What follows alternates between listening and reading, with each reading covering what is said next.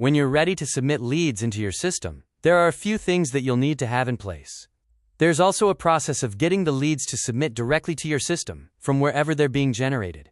That may be a web page with a form, or it could be through a vendor, or somebody who's selling you those leads. Either way, to get the lead automatically submitted into your system, it's going to require using APIs. If you hover over the Sources tab, you can select the Source/Vendor Settings option.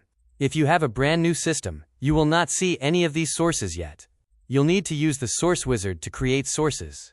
We need to emphasize the importance of using the Source Wizard, primarily because, at the end of the process, the system will provide you with a PDF document with all of your API specs. The PDF with the API specs is a document that you will share with your vendor if they're selling you leads.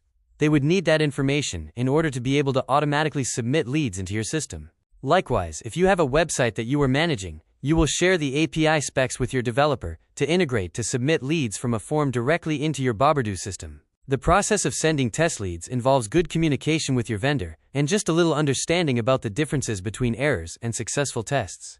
A test lead will involve the request from where the lead originates and the response boberdoo sends back to the point of origin.